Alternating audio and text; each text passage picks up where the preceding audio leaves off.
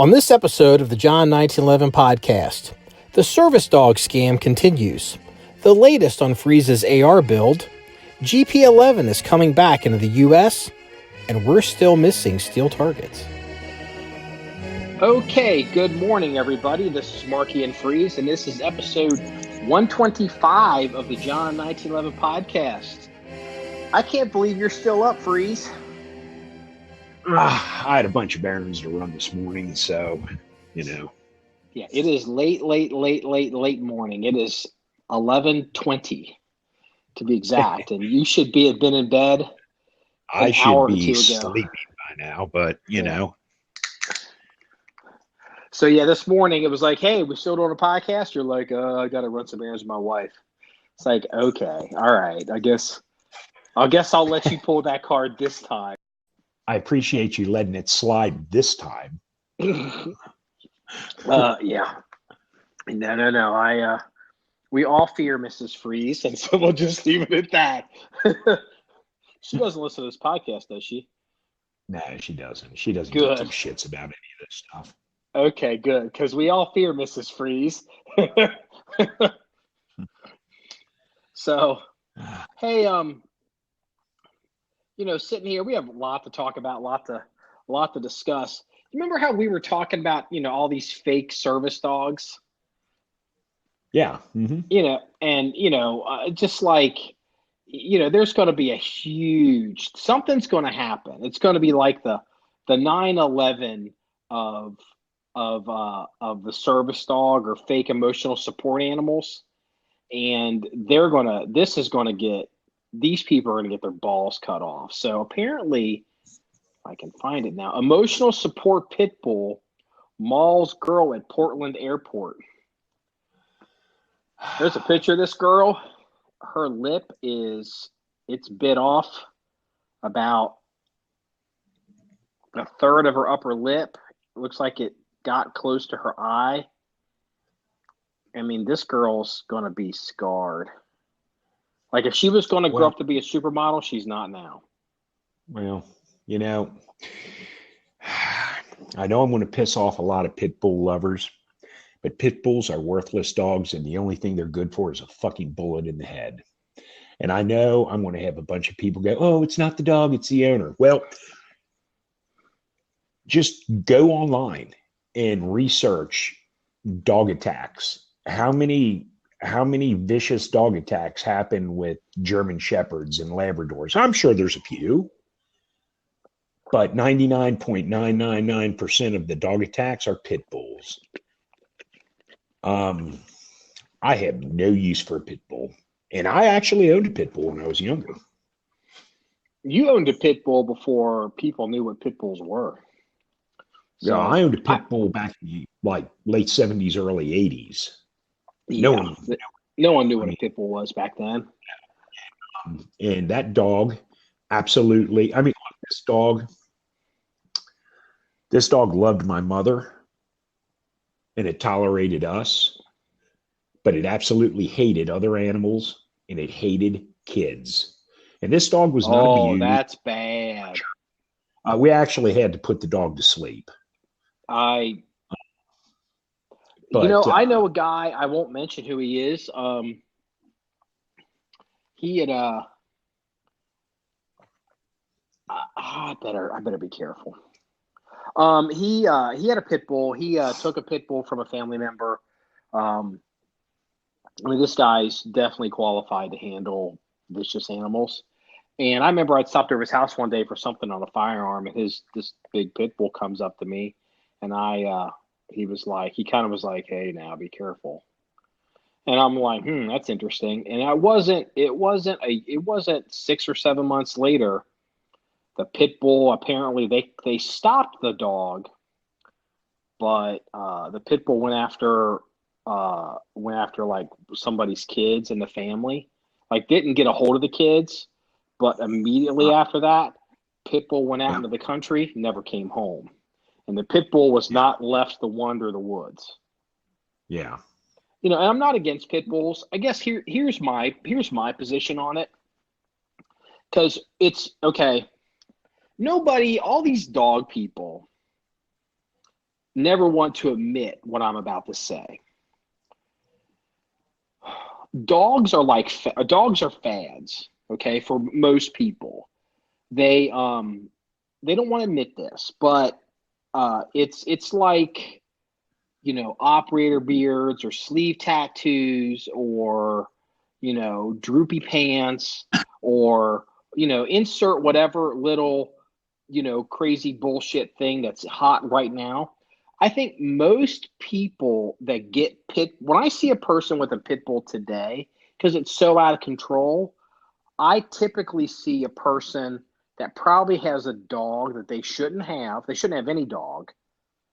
And then on top of it, they have a breed that they're probably not really qualified to control. Now, what's happened is because the pit bulls were popular. Pit bulls, again, they don't want to admit this today. Pit bulls got to be popular with the gangsters and the hip hop community, and then hip hop communities become mainstream community. So that's made pit bulls popular with everybody. But see, now it's changing because now there's all these Navy SEAL books and all these Navy SEAL movies and all these stories and Osama bin Laden and all this other kind of shit. And the kids are starting to figure out that the dog to have is a Belgian Malinois. And Belgian Malinois is, if you think pit bulls are vicious, a Belgian Malinois is much more vicious. And it's like you start to see these people pop up with these dogs.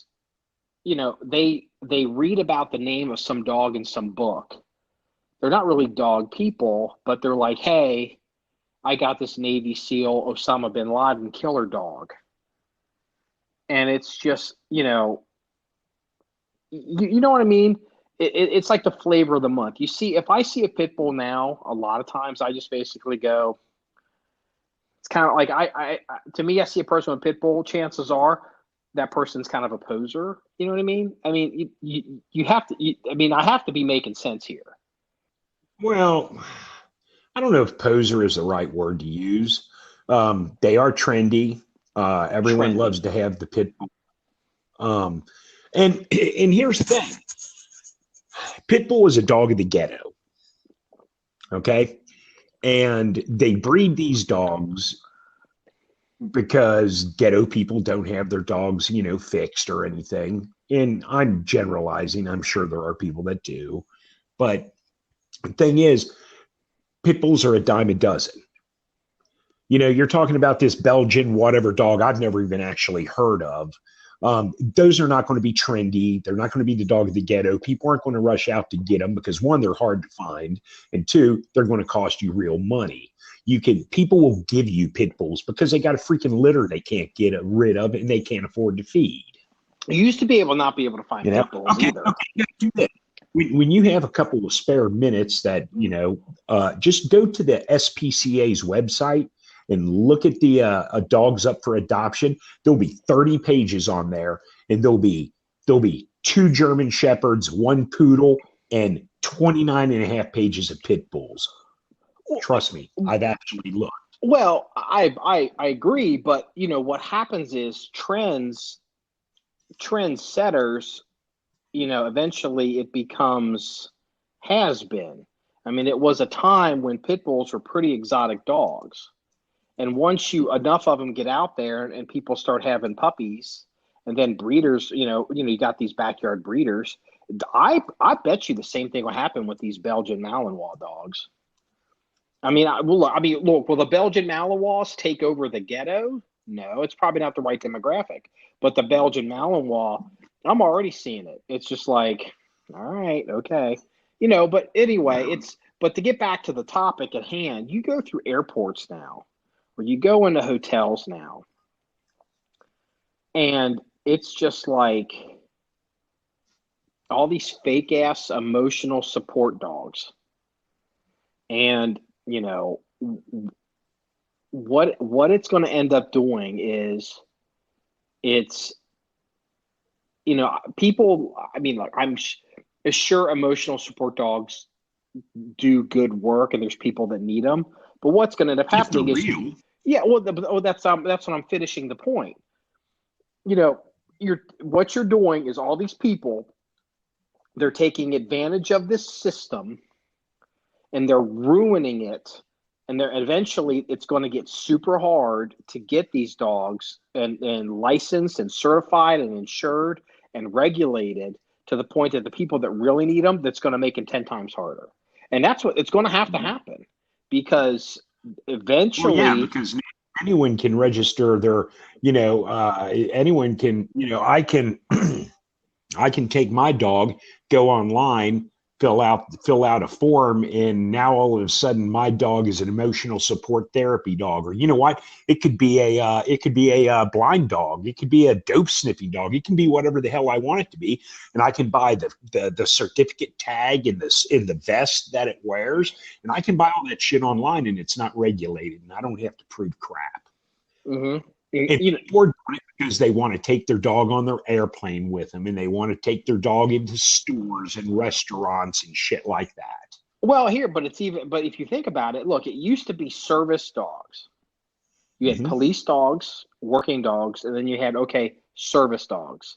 And service dogs are all these trained, like for blind people or whatever. And they're, they'd be real picky, like, hey, don't pet the dog, because the dog's it's not a pet. And then you started hearing this emotional support insert animal. I mean, I never heard emotional support animal 10 years ago. That's a relatively new phrase. I don't know if they technically existed 10 years ago. Maybe they did in the medical community. But well, here's the thing. I believe emotional support animal is probably like assault weapon. It's a made-up phrase.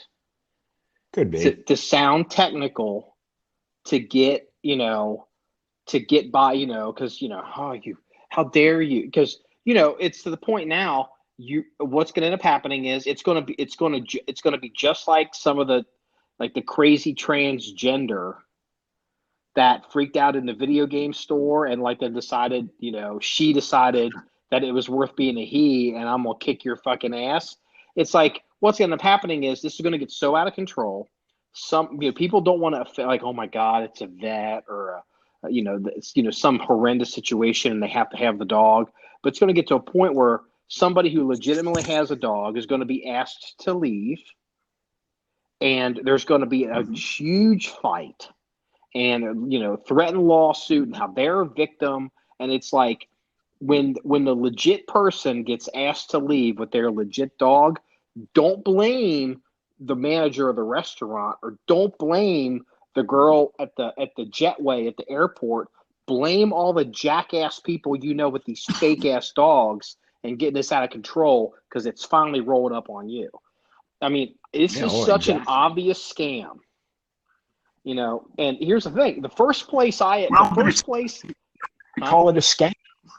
It is a scam. The first place I tell you what. Go ahead. But here's the thing. It's not politically correct to call it a scam, because if you call it a scam, then you're I don't know, you're discriminating against, people with disorders, or, insert whatever catchphrase that they're using today. I mean, just like, you're homophobic if you don't buy into the LGBTQ 1948, zebra stripes, whatever they're fucking calling themselves today, I mean, it's all bullshit. Oh, there's 96 genders. No, there's not. There's fucking 2. But if I sit there and say there's 2, then I'm transphobic, I'm homophobic, I'm whatever fucking phobic it is. But biologically, you have a dick or you don't have a dick. And that's what it fucking boils down to.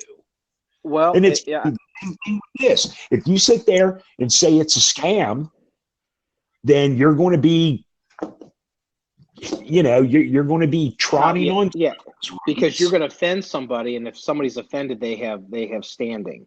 So, but I'm glad you brought that up, and it was a good point. So, there's been all this drama with the transgender athletes compete, and principally it's athletes who are born male, functioning as female and competing in female sports, and they're setting world records and beating all these people and all this stuff.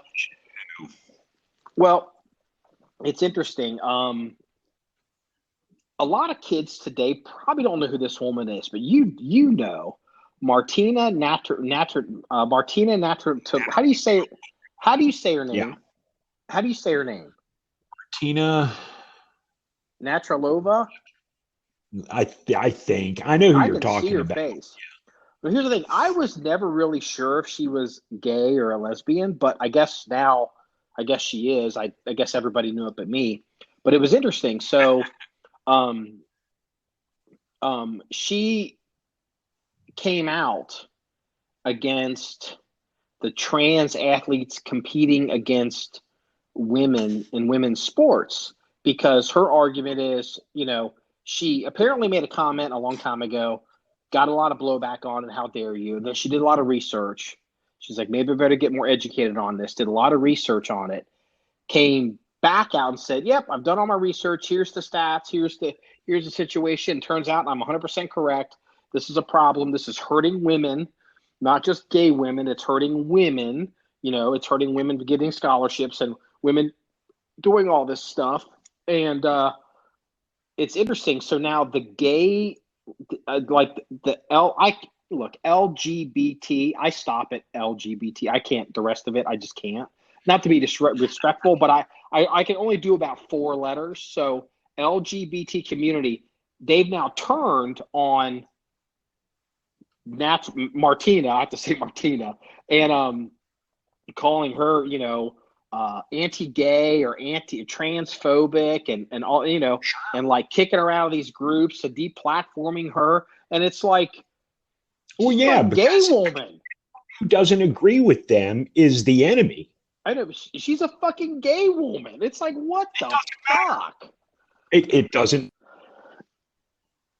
She doesn't agree with him. She's hurting the cause. She's got to go. Yeah, I mean, it's so, this kind of stuff. This like, oh, how dare you? I'm offended. It's gonna come. If you think this isn't related to the emotional support dog thing, it's gonna come, because you have the whole argument is, how dare you inconvenience me? How dare you? I'm offended, and so therefore I'm offended. So therefore I'm aggrieved. And if I'm aggrieved, according to the left, anyone who's aggrieved is right, and anyone who the aggriever is wrong. And it's just like, yes. And then you end up with a girl with her face ripped off at an airport. Yeah, no, that's pretty much the way it is. You end up with these two muscular-looking genetic males, coming in 1 and 2 in some girls' race and setting world records for women's track, and it's just like, well, then you have the dude that's won 2 or 3 women's or girls' high school wrestling championships. Because let's face it, he's a dude. I don't give a shit if he grows his hair long, takes a couple of pills and grows a set of tits. He's still a fucking dude. Well, and look, transgender people like that should not be allowed to compete in sports like that. I mean, I know off the top that makes me sound like, look, you know what? You want to have your dick chopped off. You want to take some hormones, live life as a girl. I'm totally cool with that. I don't give a shit. But I don't believe that a guy should be able to compete in women's sports because he has an overall advantage. I heard something. I don't know if it's true. We're a gun podcast talking about this, but I heard something. In Japan, supposedly, and again, you never can believe the internet, supposedly in Japan, they have a rule. If you're trans, you can compete in the gender that you identify as, but you better cut your dick off first.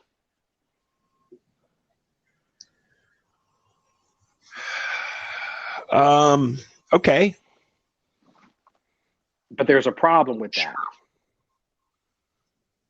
Maybe like a 13-year-old boy who is like full blown, I'm a girl. At what point do the parents go, maybe it's a phase? Again, I'm not, if you're LGBT, don't come after me. I'm doing the best I can here. But at what point is do you as a, when you have a child, trust me, no one's coming after you. I've already offended all the groups out there with this podcast, so they're coming after me. But I'm the one that answers the email. So, at what point do you, with parents with a child that basically, do you say, all right, you're 13, I think chop this kid's dick off and you do a bunch of stuff to this kid. I don't think the parents should be able to mutilate their children. If the person, when he turns into a legal adult, whatever age that may be, I don't know what a legal adult is in Japan or China or whatever, but here in the United States, once that person turns 18, if they decide to have their body mutilated, then they can do it. I don't believe that the parents have any right. I mean, look, so you've got a 10-year-old kid and you go to the doctor and you go, you know what, doc, I don't really believe in thumbs. I want to have my kid's thumbs chopped off. The doctor's going to say, no, fuck out of here. I think same thing. I think you've kind of really run out onto a limb here, because it's pretty safe to, unless you it's pretty safe to assume that this sex reassignment stuff is probably, it's more than just getting shit cut off. You have to get all these people to, you probably have to go to psychologists and psychiatrists and therapy. And there's probably 8 different fucking people that have to sign the paper before a doctor will do anything. You got to go through hormone treatments and you got to go through a therapist. I mean, there actually is a process. You just don't walk into the doc and say, whack it off. Maybe that's a wrong phrase. Then the argument would be, if a kid's in high school and is transgendered, well, you're going to cut their shit off when they're 13. The argument can be made both ways. Look, if the kid wants to be a girl and the kid goes through puberty with all that testosterone in his body and he wants to be a she, or feels like he's a she or is a she, which again, I'm trying to be nice. I'm not nice. I'm just trying to be respectful. Testosterone is to a body is fucking, it's like gasoline. It's just woo, and you can't undo that. But that's also why these high school kids that's why a high school boy should not be able to win the female wrestling state championship, because he's, basically. Yeah, because there's a reason. It's a testosterone. But okay, so here's the real answer. I have the answer, and it's so common sense, but it's really not politically correct. Okay. If you're transgendered, are you there? Yeah, I'm here. I'm here. If you're transgendered or identify as trans, I'm going to say this, and it's just if I get the emails, and it's going to fucking be awful. If you're transgendered, the reality is you are functionally handicapped, disabled, or special needs. However you want to say it, you got to be special needs, handicapped, disabled to get the parking placard. Here's the thing. There's no expectation that Johnny cerebral palsy should be able to walk out and automatically get a spot on the basketball team, because he's disabled. He can't do it. Okay. Yeah. And it's just if you are 4'7", you're probably not going to be playing basketball or football, in high school.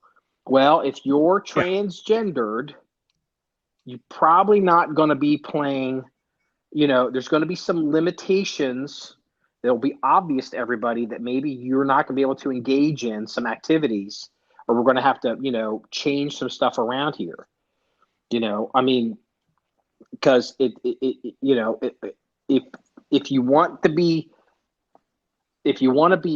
this is real, if we're going to treat this as a medical condition, then we have to treat it like other medical conditions. You're not medically cleared. to engage in this activity for these reasons. You can do the other one. You can still be a girl. You can, but you gotta, you'll give you a separate bathroom or do whatever. But if you wanna do the pole vault, you're going to have to do it on the men's team. Or maybe you join the debates club. I mean, you know what I'm saying? I mean, I'm sorry, I'm sorry this kid who he's 4'7", he can play basketball like a motherfucker. I'm sorry, Johnny, you're never going to be in the NBA because you're fucking short. I'm sorry, Lisa, that you were born a dude and you're trans, but you're not going to be able to be the women's fucking state championship in wrestling. You're just not. Life isn't fair. It's not fair for little Johnny, and it's not fair for you. Let's all move on. But we do live in a society where everyone gets a participation trophy, or gets their face ripped off at the Portland airport by a fucking emotional support dog, because nobody can tell the truth. Yep. Hey, that's true. Let's talk about something positive and gun related, because we got fucking goddamn trade shit. Fucking Christ. GP11's coming back into the country. Yeah, I saw an ad for it. I saw the price too. Here's the thing: whoever pays that price for GP11 is stupid. The ad I saw was pre-order, so apparently it's not here yet. And whoever do you wonder why it's pre-order? Because there's people that are desperate that'll pay that. But when every other importer and vendor and wholesaler gets it, when Sweaty Bill shows up with cases of it for half that price. Yeah, no, exactly. I'm glad it's coming back in. And when it comes in, not that we have a shortage of GP11 ammo, but as John1911, how many cases do we have of GP11? I know there's at least 3. There's at least one case in the armory, and I think I have an unopened case and an open case at my place. So I know we have at least 3, maybe 4. Not 100%. I'm thinking at least 3, maybe 4 as well. And for the prices that they want for a case of GP11, we actually thought maybe we should sell this, buy a gun, then just buy 7.5 ammo from PPU. Well, exactly. If what they're asking for it, I will gladly unload all of my GP11 ammo at that price, because I'll just go replace it round for round with PPU, and I'll still put money in my pocket. I mean, the truth is, once it hits the street market, is going to be a lot less than this. I forget the name of the company that's advertising it on pre-order, but their price is ridiculous, and it's not going to be that once it hits the street. Is it Edelweiss or I can't even say the word, Arms or whatever it's called? They're the company that brings in all like the 5.51 pistols that are like $4,000 or $5,000. It's like, and I'd be interested in picking up another case or 2 of it, just to have it on hand, because that's the weird thing with GP11 ammo. It comes in to the country, and then it dries up, and then it comes in, and then it dries up. So, when it's here, if you shoot, K31s or Schmidt-Rubens or anything like that, if it's here, you better stock up, because it will dry up. I mean, it might dry up. It will dry up. Yeah. But there's millions and millions of GP11 ammo out there, and more will come in. Yeah, I'm not convinced that, Americans have shot up all the GP11 ammo in Switzerland. I'm not convinced. I mean, the day will come when, the military surplus ammo that everybody, it dries up. You have seen it. I mean, if anybody's seen it, you've seen it. Well, I was telling you a while back, when Century brought in, this was, I don't know, early 90s. They brought in K31s and they were cheap. They were like $79, because you couldn't get ammo for them. Exactly. There was no ammo for it. No one made it. PPU wasn't making it. No one made ammo for it. You couldn't, there was no ammo for it here in the US, and guys would buy them, and then your reloaders would work something out. You can always, do something, but they were cheap because there was no ammo. And then all of a sudden, a bunch of ammo came in, and it was like, oh, okay, that's cool. Now there's ammo for all these Swiss rifles. And then more Swiss rifles came in, and price went up because now you can get ammo for them. And then the ammo dried up. And then, and then guys were like, oh man, I got all these rifles, and the ammo's gone. And, and the thing is with these Swiss rifles, this has been going back and forth for the last, 25, 30 years. Shit would come in and it would dry up. And it's the same thing with like K31s. I mean, K31s right now they're crazy stupid in price. But guess what? Try to find an importer that's got K31s right now. And they're kind of dried up. But then a batch will come in. It's the way the Swiss thing's always been. I think Classic has just popped up with some, if I'm not mistaken. They might have. I don't know. I haven't looked at their website recently. Hey, you remember I was looking for we have a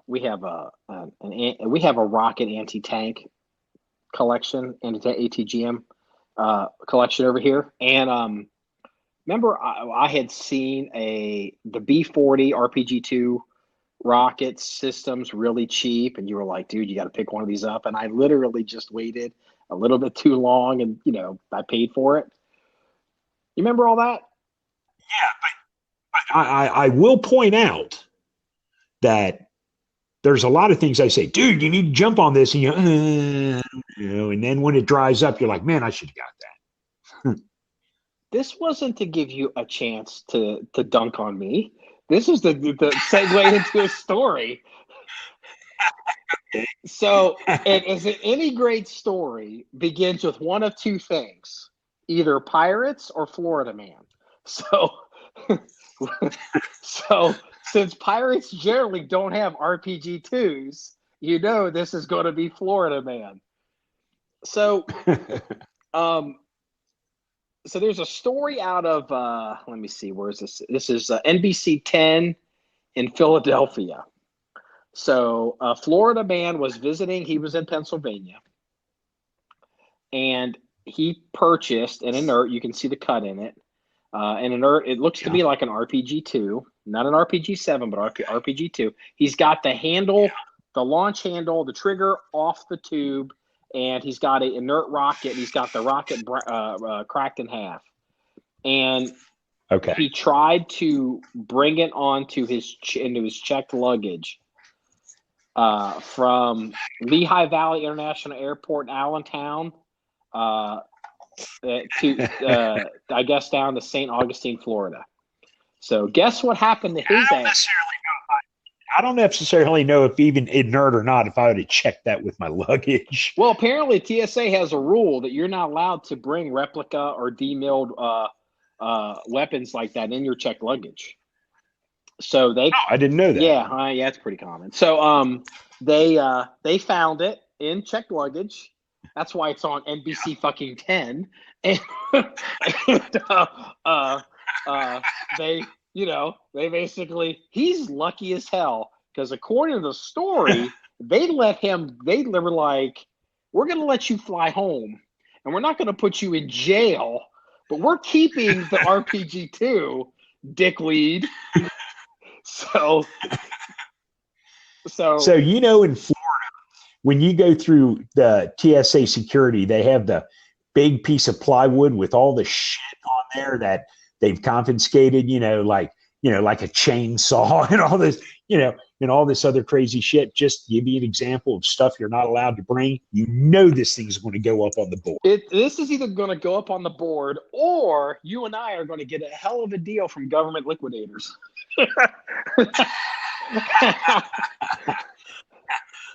Figure it'll take about a year to work its way to Arizona. We'll see if we can pop it up on a government auction, because they auction off the shit that they if TSA decides they don't want it anymore, it'll end up at auction. So I thought that was funny. Yeah. It goes to GL and GL lots it off. Mm-hmm. Yeah. Hey, there's a story. What was that? I said, I still think that's going to go up on a board. Oh yeah. I mean, look, dude, if you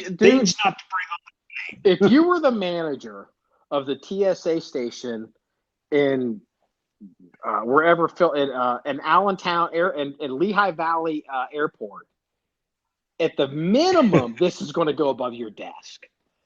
You're going to come in every day with a cup of coffee and be like, "Fucking dickhead." And look at this over your desk. Yeah. This will probably never leave the airport. This will be in somebody's office. It wouldn't leave the airport if I was in charge. or maybe or you'd be like, hey, instead of when you retire, be like, instead of the gold watch, can I take the RPG-2 home? Exactly. Oh man, it's just like. And that's awesome. That's the awesome thing about the internet, is we get to see all the stories that we all wanted. But here's the great thing about this: the person who tried to check it in their luggage. I mean, obviously, they were stupid. But I guarantee you right now, they are feeling so offended and government control and this is bullshit. And it's like, dude, you tried to bring an inert rocket on the fucking plane with you in your fucking luggage. I mean, sometimes you have to use just a little bit of common sense. The thing is, if you're going to sneak something through, even if it's like totally inert, like if it's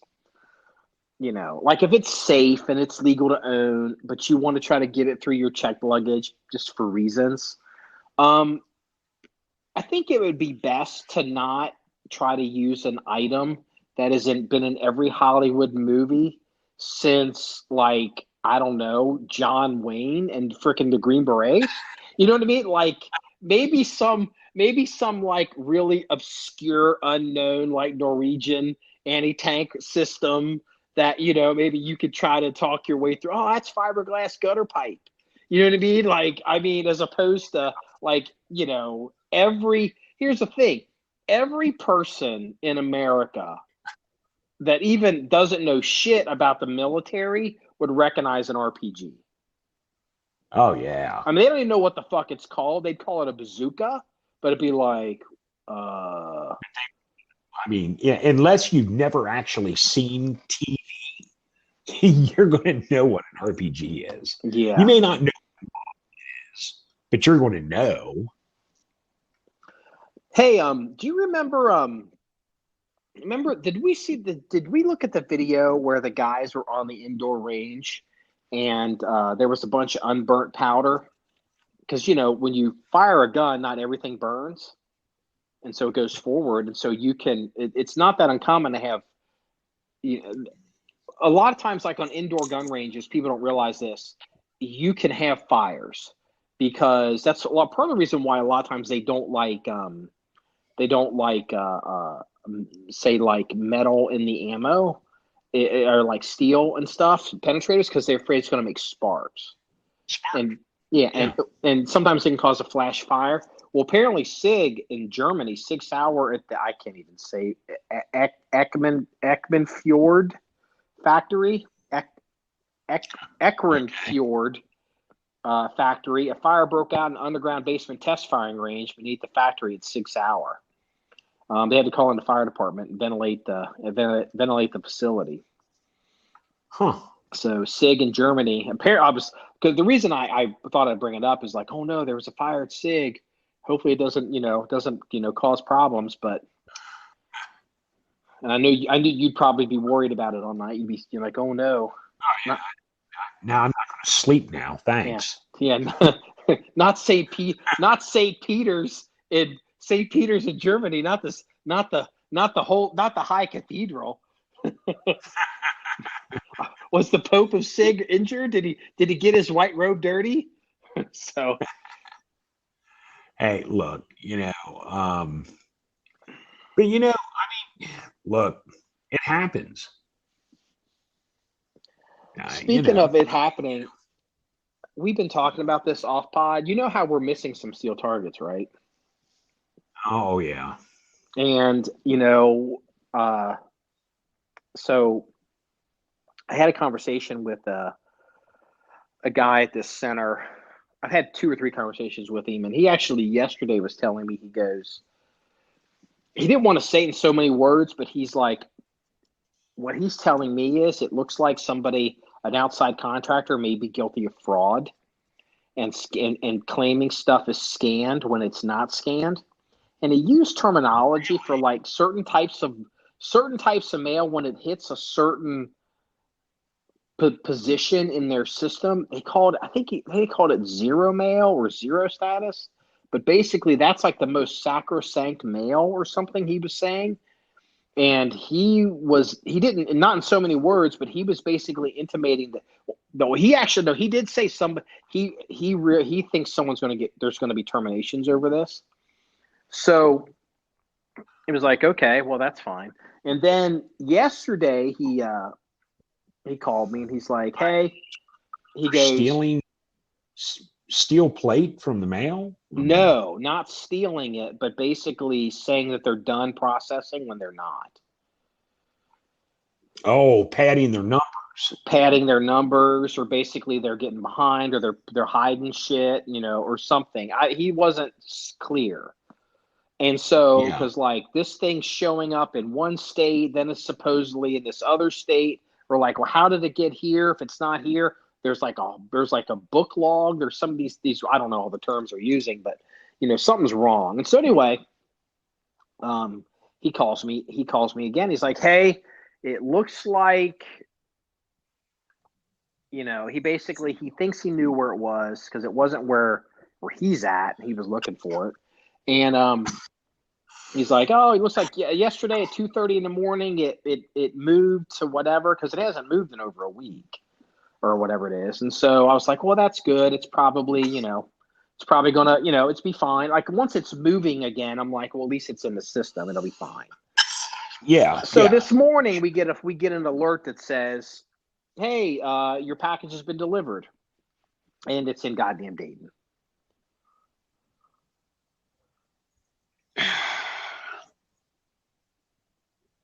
Wow. Okay. So I don't even know how that's even possible.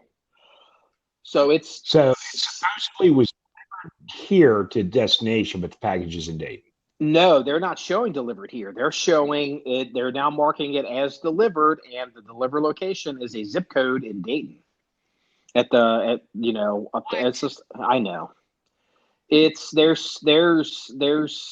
There's I don't know what's going on, but there seems to be some pretty some guy seems pretty unhappy. More unhappy than I am. So, and the target maker, they're pretty unhappy too. They're trying the best they can because they're kind of being held hostage. Just thank God the most expensive targets were shipped FedEx. So yeah, well, if they would have just shipped them all FedEx, then none of this shit would have happened. You know what? And that's the thing. Excuse me. What they did is the big bulky stuff, because it's huge. It was in big boxes, and there's no way you could fit it into a flat rate, envelope or box. So they FedExed it, and it was fairly expensive. But I'm paying for it. It's like, what do you care? So so then there's a bunch of flat plates that we ordered as well. Well, these flat plates will fit in some kind of flat rate box. And so they decided in their wisdom to break the order up into 2 parts because it's cheaper. And I'm convinced that part of the reason why this is fucked up is this may be a flat rate box, and I don't know every flat rate box that that the Postal Service has. But, you generally expect a flat rate box to probably weigh something in a certain range. But what's happening is people are interfacing with this flat rate box, picking it up and realizing it's like 50 pounds, and they don't want to lift it. And so it's getting bumped around because nobody wants to fuck with it. See, and look, and I'm not saying that's right, but at the end of the day, the target company needs to really take a little bit of responsibility for this, probably about 50%, because the truth is, it's like when you tell them, hey, you know what, ship it FedEx, charge me for FedEx shipping, and they throw it in a flat rate box. Fuck that. That's bullshit. Yeah, well, yeah. And they're small business, they're price sensitive, they're trying to save money where they can. It is what it is. We need to get out of it, get through this first, because we're still missing these targets and I need them.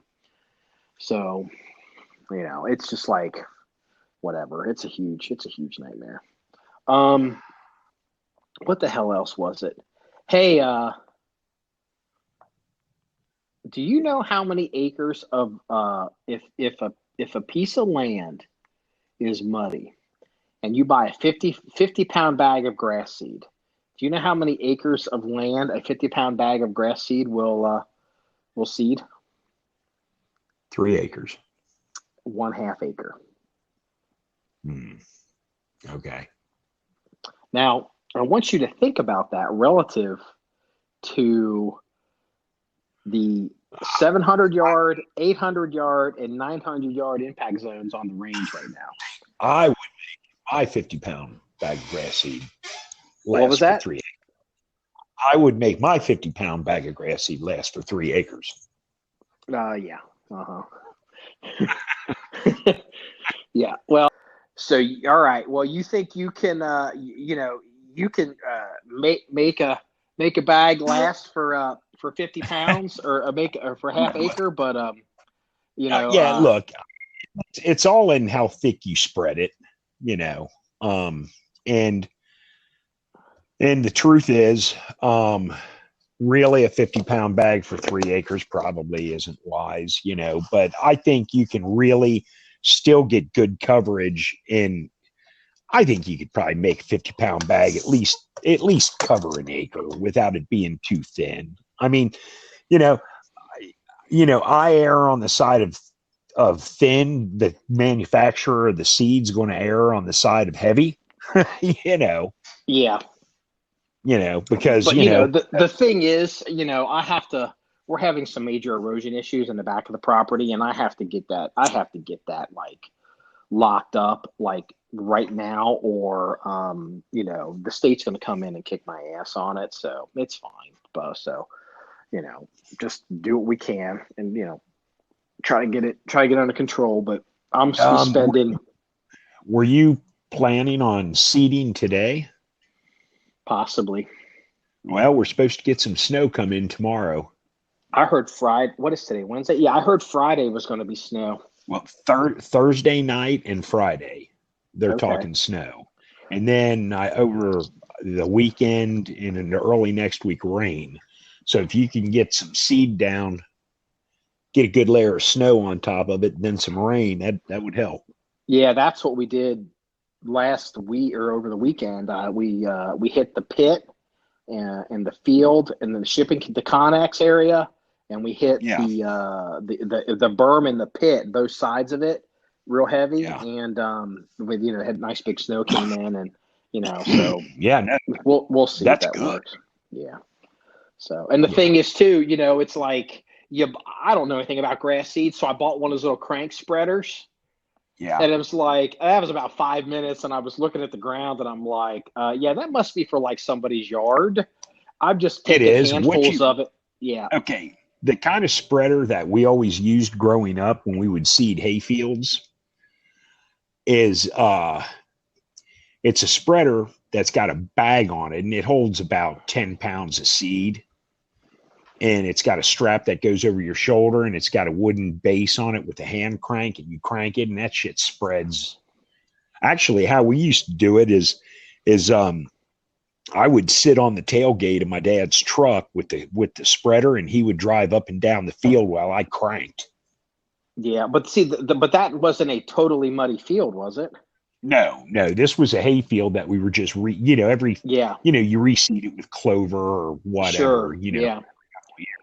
But so you couldn't really run up and down a muddy field without tearing it up, but you could walk it. But you need a real seed spreader. Well, I'm just doing it by hand. I'm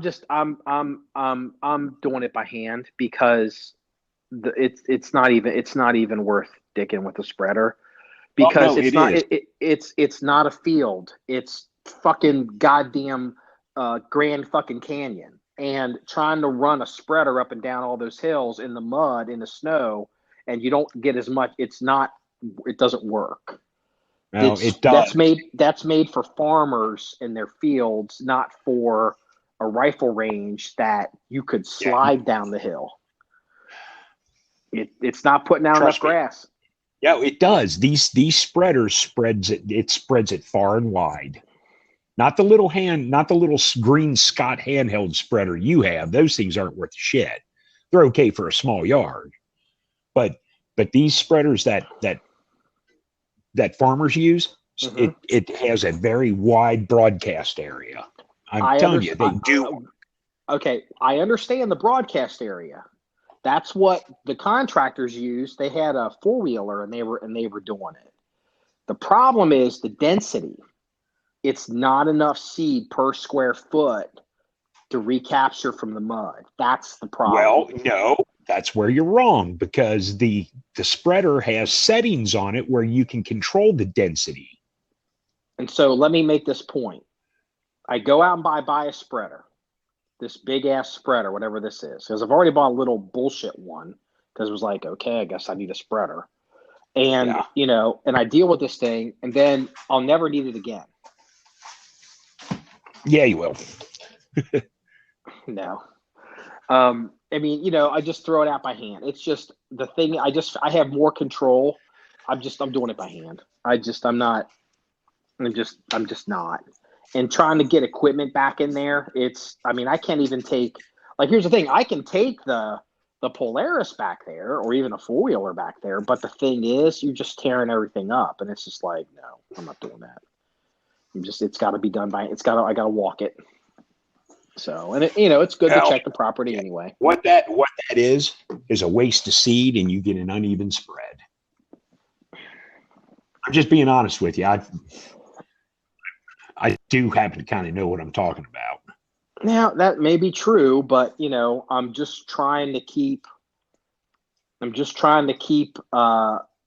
from 50 tons of mud washing down to the Ohio River. So, I'm just trying to get these hills under control. I mean, I'm not trying to, make it look like a lawn or anything. I'm just trying to stop the damage. So, and, there's always another reason to buy another piece of equipment that doesn't fucking work right. And at the end of the day, I end up just having to do it by hand anyway. Yeah. But at the end of the day, this thing will work right, and you won't have to end up doing it by hand, because if you get the right piece of equipment, work right. So what's this piece of equipment supposed to mount on? No, it doesn't. It's got a carry strap. You throw it over your shoulder and you walk it. Okay. I'll look and see what they have, but if I see one, but I'm probably going to end up out there throwing it. So, it is what it is. So, and you know what? Let me make this point just so it's clear. I paid these guys to see this already once anyway, and this is the shape that it's in. And they were using, throwers. And it's like, I realize it's the winter, and I realize that, not everything, some of it, we were in a rush with the rain and everything last year, and then it got to be winter, and now we're coming in the spring. But it's like, I just can't do it anymore. I got to just get back there and know that it's fucking done. Because if I don't, what's going to happen is the state's going to come in, they're going to shut us down, and they're going to make us hire fucking Mexicans and put fucking water barriers all up and down that range. It's going to cost thousands of dollars to do it. And it's just like, fuck me. You know what I'm saying? I mean, it's just like, we gotta get it where it's a crisis. If they get a satellite over the range and they see what's going on in the back, dude, they're gonna fucking shut us down. And probably make us pay a big fine too. So anyway, no, look at the link. Look at the link I sent you. It tells all about it, what it does. What, the spreader? Trust. Yes. Okay. This is what you need. I'll take a look. How much is it?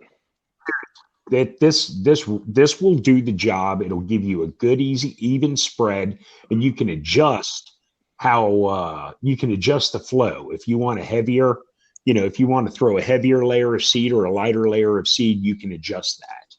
It's called a flow rate adjustment. Okay.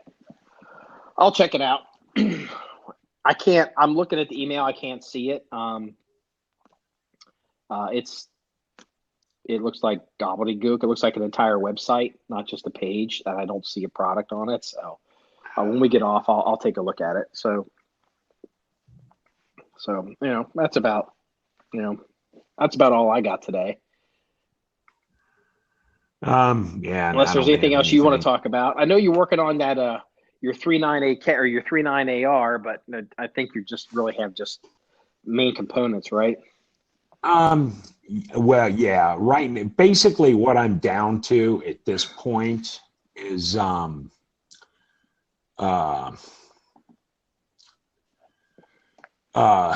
basically the controls in the lower parts kit, basically the internals on the lower, and all the controls. So, it's like, I don't know, 90% complete, I guess. Oh wow! I didn't know it was that far along. Yeah, I mean, I need hammer, sear, trigger. I need basically all the internals. Plus, I need like the controls, the mag release, safety, levers, and that. But I'm not sure what I want to go with. I want to go with an ambi safety, I'm probably going to go with an extended mag release, just shit like that. I'm just not sure what components I'm going to buy. And I've got to do a little research on the triggers and stuff, because you really can't run like a Geisley trigger in these guns. I mean, you can. But the big thing with 7.62 by 39 with the hard primers, you get light primer strikes. You have to have an enhanced firing pin, which I have, but you have to use a heavy hammer spring.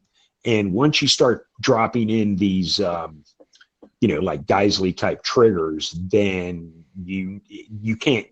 You're eliminating the whole. Yeah. You're going to have ignition problems, because a lot of how people get cool little triggers is they fuck with the springs. So exactly. Yeah. So what I have to do is do a little research, because I don't want to go with just like a GI mil spec trigger and hammer. I'd like something a little nicer than that, something a little crisper, but I have to find one that's close enough to mil spec without getting into the more, precision triggers, if that makes any sense whatsoever. Yeah, you don't want to spend $300 on an AR trigger.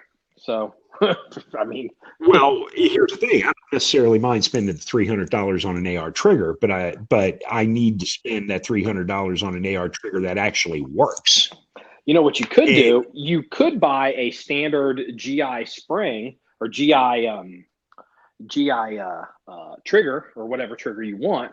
You can get, I know Faxon sells a heavier hammer spring for their ARAC system, which uses an AR trigger. So it'll pop the 3.9 ammo, and so you can buy that hammer spring, drop that in, you know exactly what it is, and then get in there and, you know, maybe fluff the trigger a little bit. Yeah, I may do that. I'll look into it. And like I said, I haven't really quite decided what route I want to take with it yet. But you know, and that's the thing with the that's the biggest complaint with ARs in 39 is, light primer strikes, and all that kind of stuff, because everything has to work right. The firing pin, the hammer spring, the buffer tube. I mean, everything has to be, the stars have to align to get these things to run flawlessly.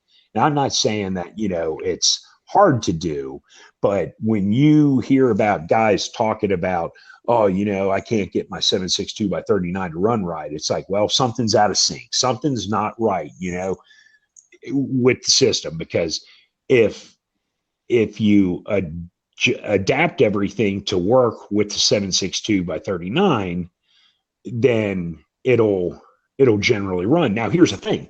Most companies and BCA is the same way. They specifically state, we don't recommend steel case ammo.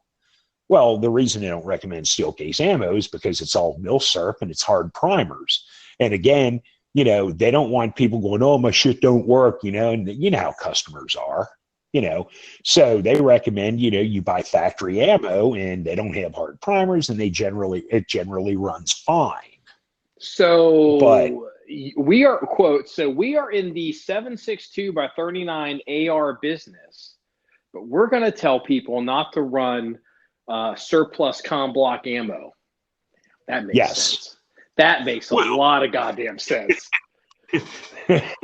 That's a bunch of guys sitting around who are just not, they are disconnected from the reality of their customer. No, actually, I think they're actually rather connected to the reality of it, because you've dealt with customers. You mean the customers are stupid? That's kind of trying to not go down that fucking path. But look, okay, so dude, we're not selling anything anymore. Listen to this. So I've got a half a dozen ARs in my rack, and I buy a 7.62 by 39 upper, and I pop that upper on my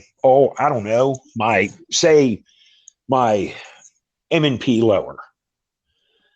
And I throw some surplus ammo in there, and man, thing doesn't run, man. It light primer strikes, and the rounds don't go off, and and I got a racket, and maybe 2 rounds go off, and then it click.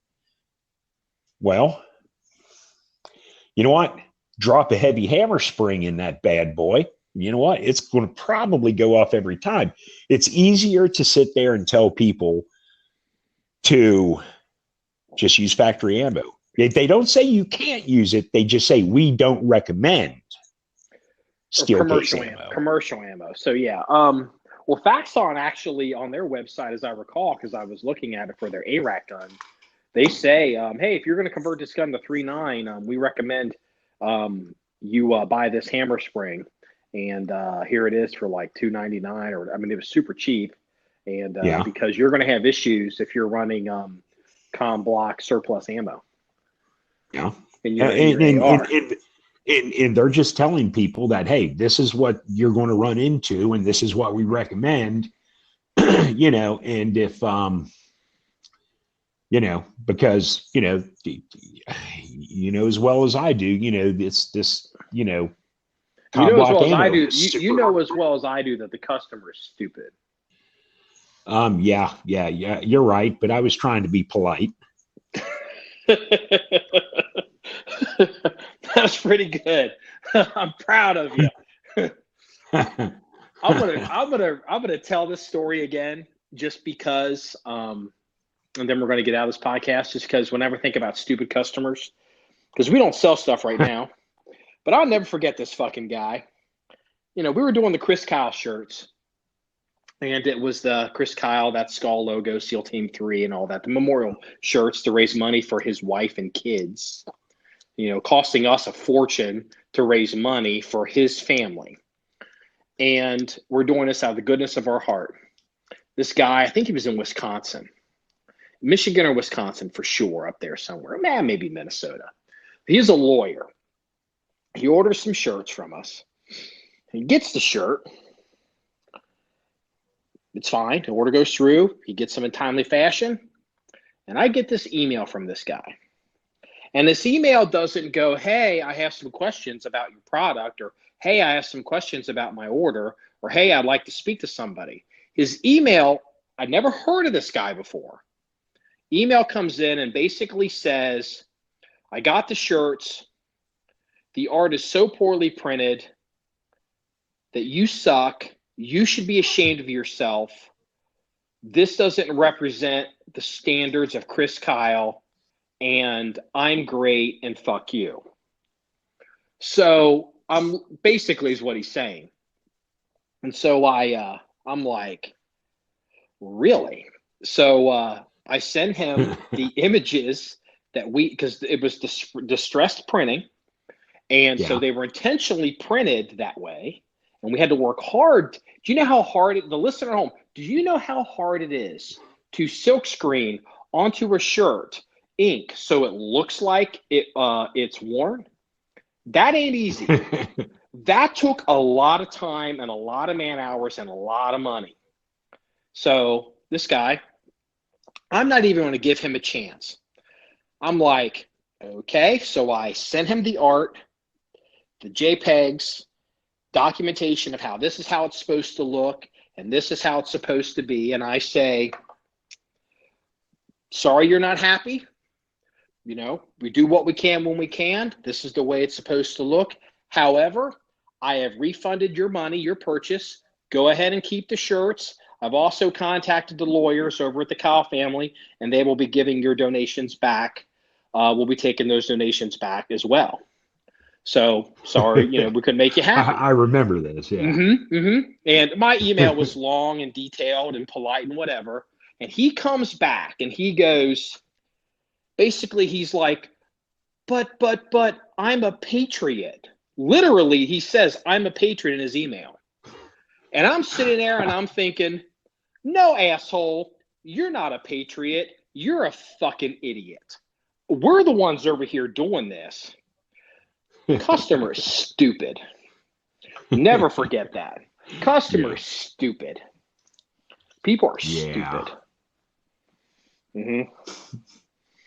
So, man, I tell you what, we could sit here. No. This wraps up episode 125 of the John 1911 Podcast. We've had so many goddamn issues this podcast. We got to get out of this one. So this wraps up episode 125 of the John 1911 Podcast. If you want to see any pictures or images or stories of the things we discussed, go to our website, john1911.com. That's JOHN1911.com. Remember, it's all about shooting guns and having fun. Everybody, have a good day. See you later.